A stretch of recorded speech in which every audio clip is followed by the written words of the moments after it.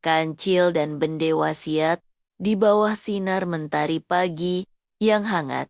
Seekor harimau jantan sedang asyik berendam di sungai. Sambil membersihkan diri, ia tak henti-hentinya mengagumi bayangannya di permukaan air. Betapa gagah dan kuatnya diriku ini, gumam harimau dalam hati. Tubuhku berotot, lorengku indah, wajah ganteng, dan tak ada satupun yang berani mekam-mekam denganku di hutan ini. Kesombongan harimau membuatnya suka memerintah dan berbuat semena-mena pada binatang lain yang lebih kecil dan lemah. Si kancil akhirnya tidak tahan lagi. Benar-benar keterlaluan si harimau, kata kancil menahan marah. Dia mesti diberi pelajaran, biar kapok. Sambil berpikir, di tengah jalan kancil bertemu dengan kelinci. Mereka berbincang-bincang tentang tingkah laku harimau dan mencoba mencari ide bagaimana cara membuat si harimau kapok. Setelah lama terdiam, aku ada ide, kata si kancil tiba-tiba. Tapi kau harus menolongku, lanjut si kancil. Begini, kau bilang pada harimau kalau aku telah menghajarmu karena telah menggangguku. Dan katakan juga pada si harimau bahwa aku akan menghajar siapa saja yang berani menggangguku, termasuk harimau, karena aku sedang menjalankan tugas penting, kata kancil pada kelinci.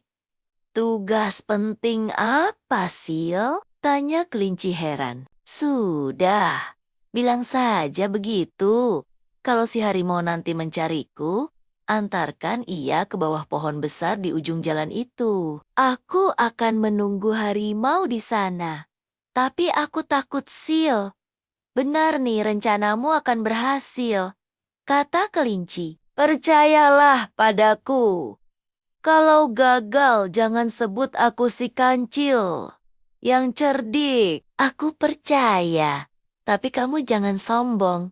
Nanti malah kamu jadi lebih sombong dari si harimau lagi. Si kelinci pun berjalan menemui harimau yang sedang bermalas-malasan. Si kelinci agak gugup menceritakan yang terjadi padanya. Setelah mendengar cerita kelinci, harimau menjadi geram mendengarnya. Apa? Kancil mau menghajarku. Ger, berani sekali dia, kata harimau. Seperti yang diharapkan, harimau minta diantarkan ke tempat kancil berada. ITIUD, IESI, Kansiru, kata kelinci sambil menunjuk ke arah sebatang pohon besar di ujung jalan. Kita hampir sampai, harimau. Aku takut. Nanti jangan bilang si kancil kalau aku yang cerita padamu. Nanti aku dihajar lagi, kata kelinci. Si kelinci langsung berlari masuk dalam semak-semak. Hai kancil, kudengar kau mau menghajarku ya? Tanya harimau sambil marah.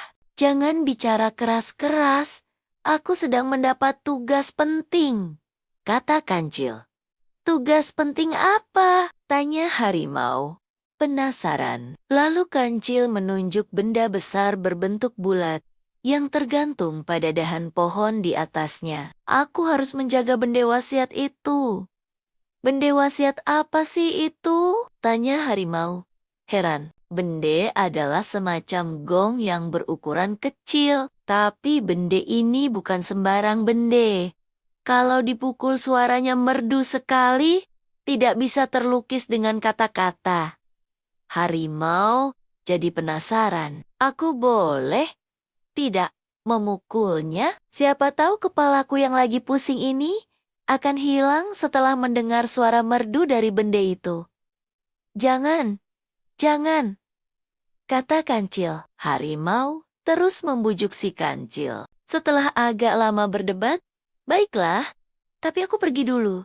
Jangan salahkan aku kalau terjadi apa-apa ya, kata si kancil. Setelah kancil pergi, Harimau segera memanjat pohon dan memukul benda itu. Tapi, apa yang terjadi? Ternyata, benda itu adalah sarang lebah.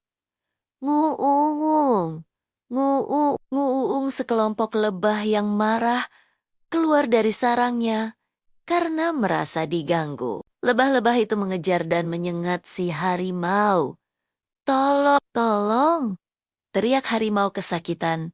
Sambil berlari, ia terus berlari menuju ke sebuah sungai. Bur, harimau langsung melompat masuk ke dalam sungai.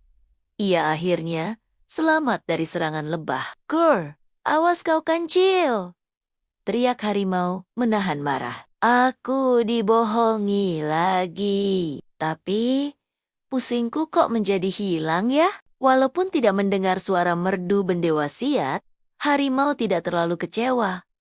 Sebab kepalanya tidak pusing lagi. Haha, lihatlah harimau yang gagah itu lari. Turberit-berit disengat lebah. Kata kancil, binatang kecil dan lemah tidak selamanya kalah, bukan? Aku harap harimau bisa mengambil manfaat dari kejadian ini. Kata kelinci penuh harap. Aku harap juga demikian.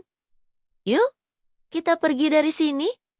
Sebelum harimau datang kemari, ajak kancil pada kelinci. Mereka pun segera beranjak dari tempat itu dengan perasaan geli dan perut kaku menahan tawa. Pesan moral kisah ini dapat menjadi pengingat bagi kita untuk selalu berhati-hati dalam bertindak dan tidak mudah tertipu oleh orang lain seperti harimau. Selain itu, cerita ini juga menunjukkan pentingnya persahabatan seperti yang terjalin antara si kancil dan kelinci. Mereka saling membantu dan mendukung satu sama lain dalam menghadapi kesulitan. Subscribe channel ini ya.